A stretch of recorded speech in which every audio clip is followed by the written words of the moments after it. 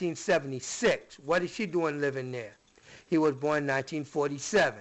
Now, you see, he's got a son, and a daughter. A son and a daughter right there. Now, that's where the fraud comes in. Because in the paper, NYS reclassified him as a grandson, not a son. And the judge copied the exact same stuff. That's what I'm going to hit her with, along with the trial transcript of where NYS said nobody under 62 lives there. Now, here is the beauty. This is Cynthia Hill, okay, with her husband, Babako. Okay? She was born in 55, he was born in 66. But you got to understand, the lease, I've got it on video, that she said that they put him on the lease 3 years ago. That's another point of perjury for NYS in the settlement of the minutes or the transcript. Okay? That's how they're all busted. Just presenting the facts. Just presenting the facts.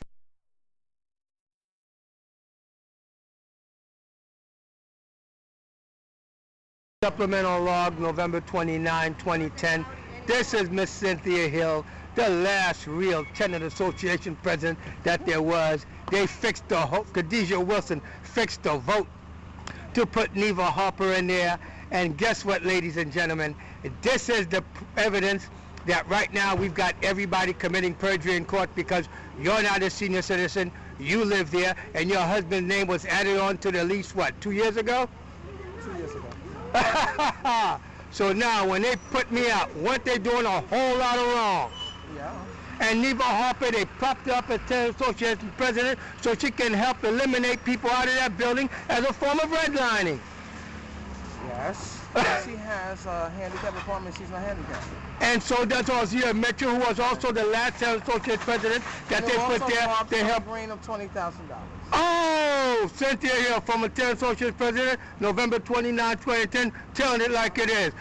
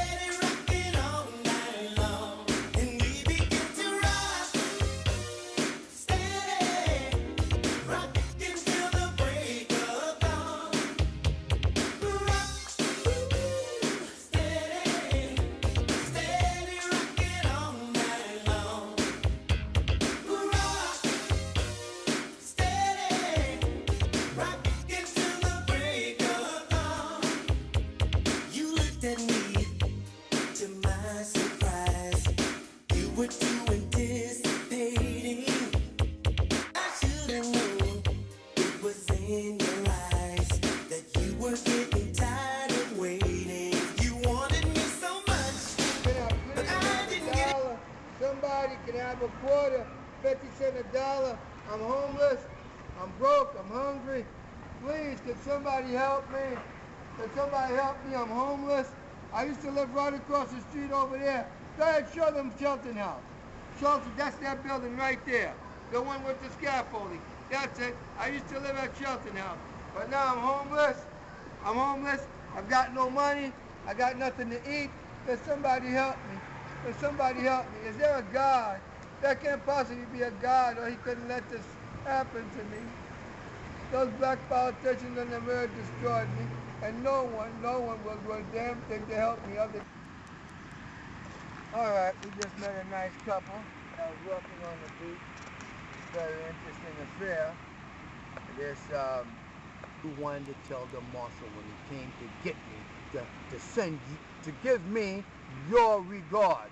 Well, what did you do when you had all of the information that says that NYS is as crooked as the tips of the Nazi cross? Hey, it's Saturday night, October 16th. You getting ready to go to work now, huh? On my way, yeah. You had a good rest? Somewhat. You enjoyed your day with me today? I loved it. Your ass worked hard. You know, it was a very productive day. Outstanding. Philip was very appreciative and shit and all that. But since I'm not sure when I'm going to get a chance again, I've never had a chance to do this. Do you remember the last time we met with Ida Smith at Congressman Meeks' office, the special assistant? Of course. What was the most significant part about that, which was about 2.5 years ago, last summer? Because right now we're in October. Well, pretty much the bottom line was that she went over the paperwork, the preponderance of the evidence dictated that there was a form of redlining that was being conducted by NYS. That's New York City Housing Authority. New York City Housing Authority, yeah. Conducting a form of redlining. Pretty much. And she said those exact words. NYS is conducting a form of redlining, right? Yes or no? That is correct, yes. And now my problem is they refuse to put it on paper. They refuse to take it out to Jamaica field office. It's being contained, and it's hurt me. I'm going to have to do what I'm going to have to do with these guys, man. I don't think it's her fault at all. I don't think Ida has anything to do with any of the containment or any of that. Of course not. But that office is crooked. They were withholding evidence. They're withholding evidence. Yeah. All right, brother, so I guess we're going to go hit everything, huh? Pretty much. All right, man. I I think, yeah, man. So, you happy for me? Supplemental log, December 12, 2010. I'm going to call Ida Smith at the office of Congressman Meeks, find out what's going on here.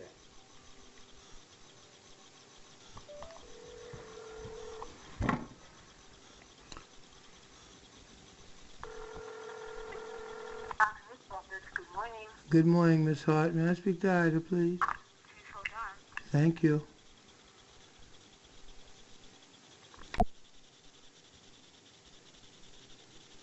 And this is the kind of treatment I normally get that I be bragging about. It's so great. It's bullshit.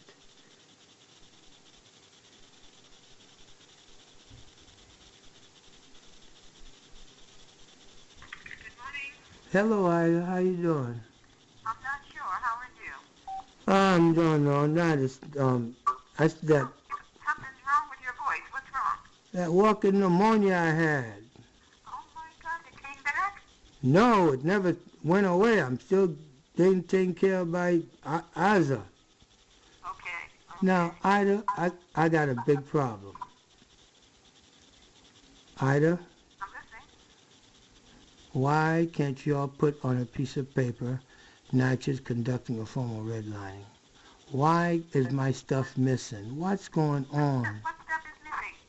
The 2 books I gave you to the White House. I spoke to Kim Fuller this morning. She doesn't have them. Who has them? You have them. You took them No, yourself. I didn't take them. You did take them. You told me, well, they're not going to D.C. I need to keep them. And I said, fine. That's not what we said Friday. No, we said Friday. I said, if Kim doesn't have them, you have them. Because I gave her something that she carried back. Hold on a second. Hold on. Yes, ma'am. I'm going to call her. Wait, no, listen, Ida. I spoke to her already. I don't want to. What did she say? She said she got 1 book that I addressed to the Justice Department. I never sent anything to the Justice Department. There were only 2 books for the White House and the White House only. Well, then she took it upon herself to give it to the Justice Department because I know that when she was here, I gave her something, and I told you that I remember telling you that. So she took it upon herself to give it to the Justice Department, Ida? How you say?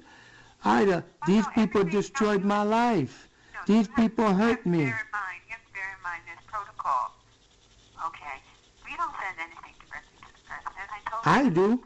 I did, and look at what I got. What y'all did didn't get me nothing. You've been watching me for years.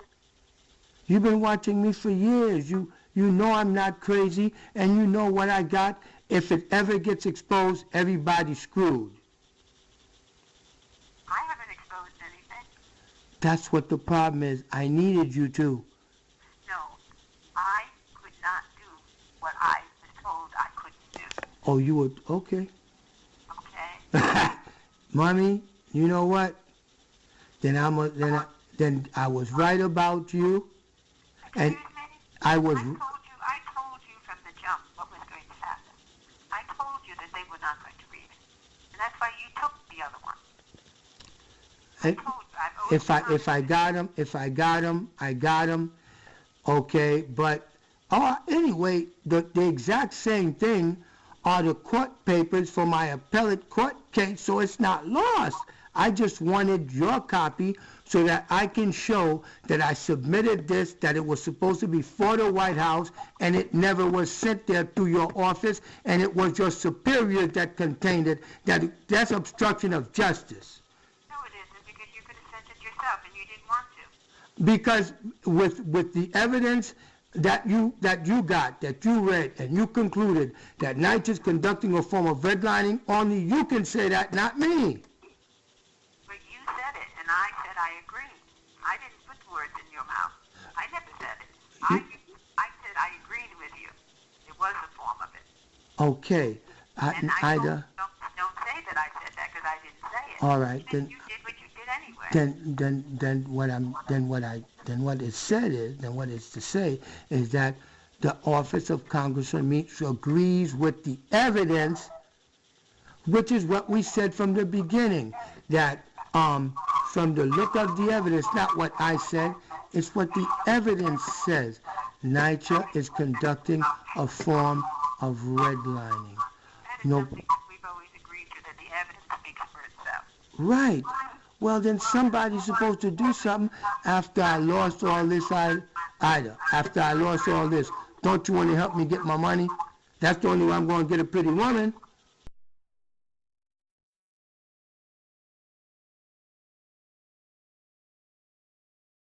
You have enough brain and wherewithal. You don't need a pretty woman. You're going to do what you know you have to do. That's not a prerequisite. And you know that's a fact. And you know that's not what you're about.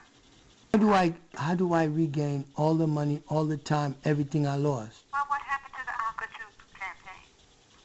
Aquatube is right here. I got it out. Then why aren't you doing it? I need money from all of my losses in order to kick this off. I need 70 grand just for the radio commercials. I need another $30,000 to give to them down. I need at least $150,000. I spent close to $400 already. I thought you had contracts. I have a contract which is an allotment contract. I've got to spend all of the advertising dollars in order to generate what I need to make it a mutual. A contract is something that two people provide. So you're suggesting that your pursuit of the 9th West is going to pay for that? My pursuit of this cause for black people's rights, that all the black politicians did everything they could to help the city destroy my life.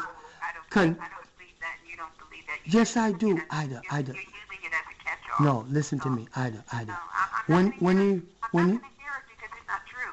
When the office of the congressman got evidence that something as so egregious has occurred, and that the president's office responds to the Justice Department with the letter showing. And that's exactly why she sent it to the Justice Department. Where was I supposed to? I was supposed to know what she sent, when she sent it, how she sent it, what's going on, so that'd be consistent. Let me speak to her, because if she told you she sent it, she sent it. Okay, then I need a response letter. She was telling me, since my stuff was so garbage and disoriented, they don't respond to that. Excuse me. They've moved offices twice, and you know what it's like to move your house? It's worse when you're moving an office. Okay. They moved twice, and she Guess what? last That's why the letter from the VA, I used that as my own excuse not to file litigation on anybody like I was threatening and all that stuff, because we need to get this together, please. But I'm going on vacation. I'm done. After talking to you, I'm trying to find your white book. If she said she has one, I know you have the other because I didn't want it here. okay, guess what? Now you know. Now I know how important it was. Look, right now, I'm No, that's not it. That is not it. What? What it is that I told you that they weren't going to read it, and you took it. Oh, You said, if that's the case, then I need to hold on. I said, fine. And then something else happened, and you needed it anyway.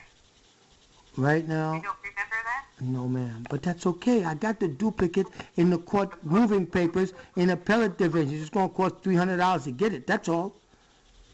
Nothing else.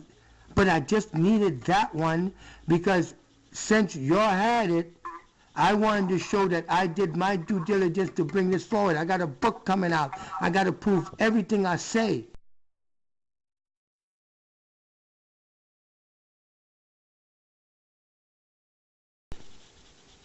Well, you have enough documentation to prove everything you say. I've always told you that. All right, now I'm selling that story.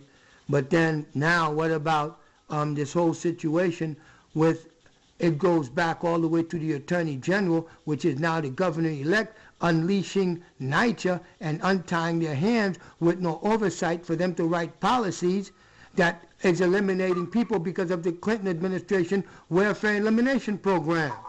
This is crazy. This can get me killed. The things I'm saying. And the evidence points to it. What do you want me to do now? I've always wanted you to get on with your life. Get out with my life. And why you keep I that- can't let them get away with this. Well, you know, you can be happy and still pursue it. But you don't have to get to a point where people are turned off because you're All right, let me go get me a woman. Listen, I got a story for you. Today is June 12, 2011. I'm going to have you listen to the audio voicemail of a detective calling from the Queens District Attorney's Office after they had tried for more than 2.5 months trying to capture me and to orchestrate some fake death threat to the congressman, and everybody's busted. This is showing you the evidence that I've got. So what I'm going to do right now is I'm going to go call my voicemail and let's see what happens. Okay. This is the District Attorney's Office. This is the District Attorney's Office and the Congressman's office getting together trying to kill me. You have one unheard message. First unheard message. I don't want the unheard message. Message skipped. First skipped message. Hi, Boogie. I just want Yeah, that's my mother calling. Message skipped. First saved message. Philip Drice. I'm here from the NYPD. Please give me a call when you get a chance. 718-765-4333. Thank you. All right. He may be taking the hit for the District Attorney's Office as a sacrificial lamb. I can't let that happen. District Attorney, you are busted, Mr. Brown. You have command responsibility. For such a case to have gotten this far, this big, undercover cops playing homeless in the library, then you've got people going all over the Coliseum and the Coliseum Mall street, door-to-door merchants showing them my picture. You were hunting you a Negro, and you're trying to use Jim Crow laws to hunt you an immigrant on orders of the African American Congressman. Yes, I know it's you inside of my private thoughts. Can't imagine you touching my private parts, and just the thought of you can't help but touch myself. That's why I want you so bad. This one night. Good morning. Today is Thursday, Good Thursday, April 21st, 2011. I received a call from the NYPD Police Detective Garcia, who wants to talk to me, which prompted this presentation. And will be in multiple parts. I don't know how many yet. We're just going to have to go with the numbers on that ticker over there. That's the time. I'd like to first of all start off with I'm this guy. In New York Newsday,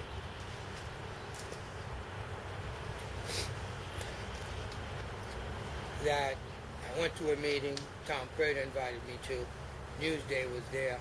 He saw Dr. Tupac Crusader, fell in love with the product. Front page. I'm also that guy that worked for Mayor Bloomberg, volunteered for his third term, even though I testified against him at the third term hearings in order to get his attention and to stop my eviction.